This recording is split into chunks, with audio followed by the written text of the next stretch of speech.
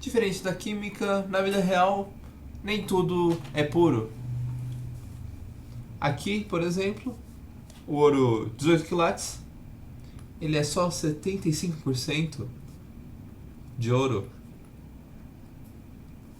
O aço mesmo, ele é uma liga de ferro e carbono. Calcário tem só uma pequena porcentagem de carbonato de cálcio. E o granito, ele é feito principalmente de sílica. Dificilmente a gente vai conseguir um reagente puro.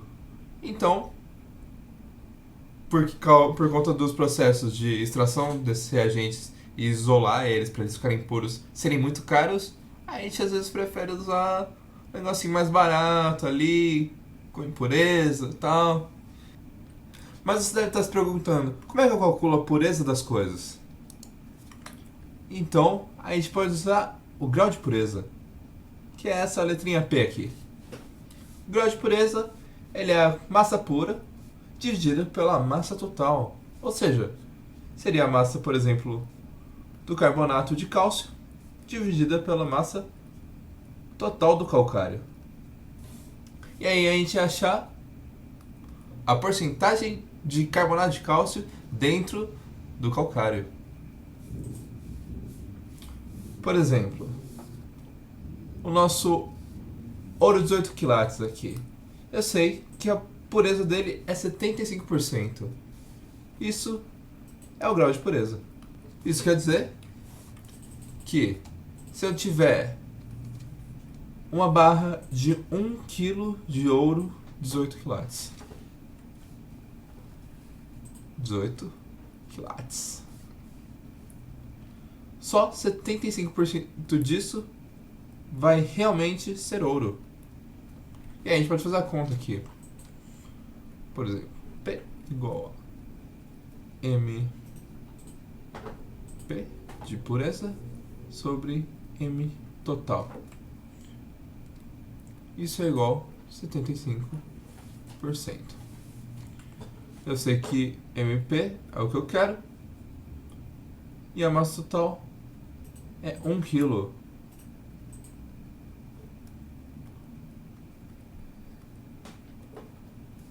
Se eu passo 1 kg para lá, meu MP vai ser 0,75 kg. Ou 750 gramas de ouro.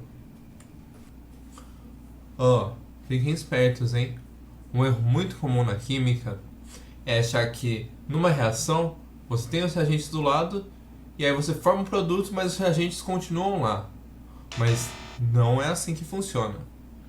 Na verdade, você vai ter os reagentes de um lado e aí, quando eles reagirem, eles vão formar o produto, mas eles vão ser consumidos para formar o produto. Certinho? Uma coisa muito importante na química é que a teoria é muito diferente da prática.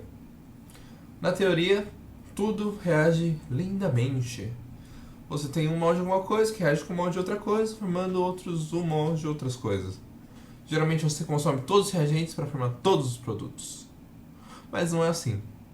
Para a infelicidade das indústrias, as coisas não acontecem dessa maneira. Por exemplo, essa reação aqui, ela não tem um rendimento de 100%. Vocês já vão ver o que é o rendimento. Por exemplo, se eu pegar e misturar 1 mol disso mais 1 mol disso, 1 mol de nitrato de prata e 1 mol de cloreto de sódio, na teoria eu teria 1 mol desse mais 1 mol desse. Mas não é isso que acontece.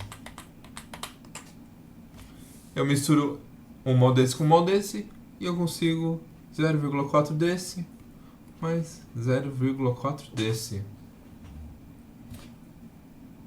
O que acontece é que desses 1 mol, nem tudo reage.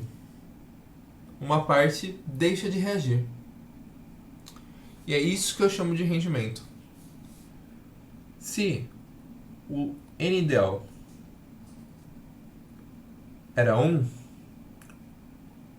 o número de mols formados real é 0,4. E a gente calcula o rendimento a partir desse dado. O meu rendimento vai ser igual ao N real sobre o N ideal. E lembrando que o número de mols é proporcional à massa, eu posso dizer também que é o M real sobre o M ideal. Até porque se trata da mesma molécula que a gente está falando. Isso vai dar uma certa porcentagem. No caso aqui, é 0,4 sobre 1. E isso dá 0,4, que é escrito rendimento da em porcentagem como 40%. Um jeito bom de você pensar em rendimento, se você não entendeu, é imaginar que eu tenho 6 pães e 3 mortadelas reagindo. No começo da reação, eu não tenho nenhum produto. Aí 2 pães vão reagir com uma mortadela, formando um sanduíche de mortadela. E aí, mais outros 2 pães reagem com mais uma mortadela e formam outro sanduíche. Aí eu tenho 2 sanduíches de mortadela. Só que a reação para aí. Os outros 2 pães e a outra mortadela não reagem. Por N motivos. A gente vai falar um pouco mais sobre esses motivos depois. Bem lá no futuro do curso. Mas isso é o rendimento. Eu esperava ter 3 sanduíches, mas eu só consegui 2. Existe, porém, um jeito de você não acabar gastando os reagentes caros. E esse jeito é o excesso de reagente. No excesso de reagente, aí eu vou pegar a mesma reação. O que eu vou fazer é simples. Se antes eu tinha um mol desse e um mol desse e eu não consegui o que eu queria,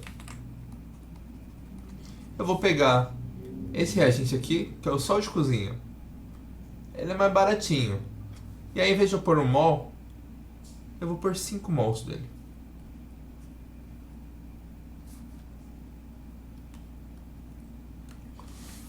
Mas aí é que tá, né? O quanto isso vai formar? Bom, eu sei que essa reação, na teoria, ela acontece em 1 mol. Eu vou escrever aqui, teoria. 1 mol mais 1 mol. Isso dá 1 mol mais 1 mol. Mas agora eu tenho um reagente em excesso.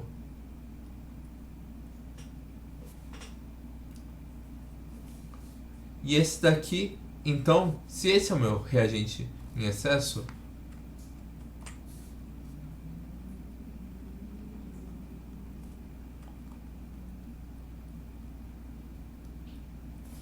o outro é o meu reagente limitante. Porque é ele que vai me dizer quando essa reação vai parar. E só para já deixar bem claro, dessa vez essa reação vai dar 100% de rendimento. Dificilmente você vai ter uma questão que você vai ter excesso de reagente e rendimento na mesma questão. Então, respirem. Enfim, eu tenho 1 mol desse e 5 mol desse. A minha reação ela costuma acontecer assim: 1 para 1 e formar 1 para 1. Se eu tenho 5 mols desse, eu não vou fazer 5 por 5 por 5. Até porque eu não tenho 5 para gastar aqui, eu só tenho 1. Por isso que esse é o meu reagente limitante. o que vai acontecer é, eu vou consumir um desse, ou seja, no final da reação eu tenho 0 desse, mais 4 desse, porque só vai reagir alguns. E aí no final, se eu gastei 1 para 1 para 1, eu formo 1 e 1 aqui também. Certo? Nesse sentido, eu ainda posso pensar que, por exemplo, eu tenho 4 pães e dessa vez eu vou jogar muita mortadela.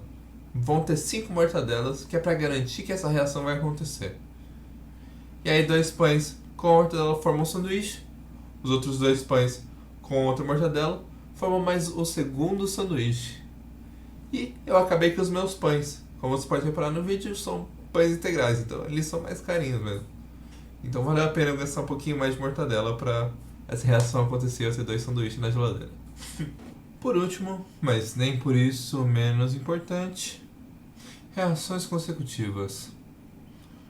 As reações têm outra característica. Algumas delas não acontecem de uma vez, elas passam por etapas. Essas etapas também são reações, só que são reações que são muito mais rápidas ou nem tão rápidas, mas que compõem essa última reação, que é a reação que a gente quer. E, por exemplo, como essa aqui. Eu tenho essa etapa, tenho esta etapa e esta etapa. Nessa reação, o que eu realmente quero é essa molécula aqui, mas eu tenho que passar por essas 3 reações. O problema é, se eu for fazer uma conta de estequiometria aqui primeiro, para depois fazer aqui, e depois aqui, já fico muito cansado. Então, o que eu faço é, eu somo essas 3 equações. E com qualquer soma, pensando que aqui seria, por exemplo, o sinal de igual, o que eu tenho dos 2 lados, eu corto. Por exemplo, esse daqui.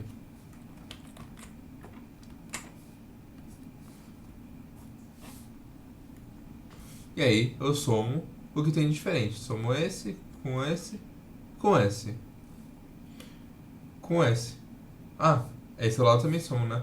Mas, ó, por exemplo aqui, tem 2 iguais. E aí no final, ó, vou ter um S, um enxofre, mais meio mais 1 é 3 meios de O2, mais um H2O. E isso resulta no meu H2SO4. Mas claro, foi muito conveniente que tudo estava num valor fácil de eu cortar. Normalmente, essas equações vão ser apresentadas balanceadas, mas pode ser que vocês tenham que balancear. Por exemplo, aqui já tinha um S, um S, um O2, um O2. Aqui a mesma coisa, um S, um S, 1, 2, 3 O2, né? Porque é meio de 2, então é só 1. E aí 1, 2, 3 oxigênios. Todas estavam balanceadas. Então lembrem-se de quando forem fazer isso, ter certeza de que as equações estão balanceadas e, para facilitar, você deixa esses coeficientes estequiométricos iguais para você poder cortar de uma forma bastante conveniente para chegar à sua reação. E quando você chega aqui, você faz o cálculo estequiométrico como você sempre fez, das proporções da estequiometria. Agora um exercício fácil da matéria que eu acho que vai ser mais importante. Excesso de reagente. O H2S reage com o SO, segunda reação. 2H2S mais SO2 dá 3S mais 2H2O. Sempre façam isso. Confiram se está devidamente balanceado. 2S aqui, mais um S, 3S Aqui também tem 3S. Hidrogênio tem 2 aqui. Aliás, 4, né? 2 vezes 2. 2 vezes 2 aqui, 4. Mais 2 oxigênio aqui. Mais 2 oxigênio aqui. Balanceado. Assinale entre as opções abaixo aquela que indica o número máximo de mols de enxofre, desse cara aqui, que pode ser formado quando se faz reagir 5 moles de H2S com 2 mols de SO2. Bom, eu tenho que a reação ocorre de 2H2S mais SO2 é 3S mais H2O. 2H2O. E ele diz que eu tenho 5 mols desse mais 2 mols deste. Um jeito fácil de a gente descobrir qual é o reagente limitante é, por exemplo, pegar esse número e multiplicar aqui, pegar esse número e multiplicar ele aqui. Aqui, por exemplo, dá 5 e aqui para cá dá 4. Esse é o maior, então esse é o em excesso. O H2S está em excesso e esse é o reagente limitante. Ou seja, toda reação vai seguir esta proporção. Ou seja, se aqui é 1 para 2 e aqui vai reagir 2 mols, aqui vão reagir só 4 mols. E isso vai formar, se aqui é 1 para 3, vai ser 2 para 6. Aqui vai formar 6 mols, mais 1 para 2, 2 para 4. No final aqui eu vou ter 1 mol desse, 0 mols desse, 6 mols de enxofre e 4 mols de água. Ele pergunta o número máximo de mols de enxofre que pode ser formado quando se faz reagir 5 mols de H2S com 2 de SO2. E a nossa resposta é letra C, 6 mols. Certinho? De segunda a sexta, 1 da tarde, tem aula nova do CBSEX. Nos vemos semana que vem. Bom fim de semana.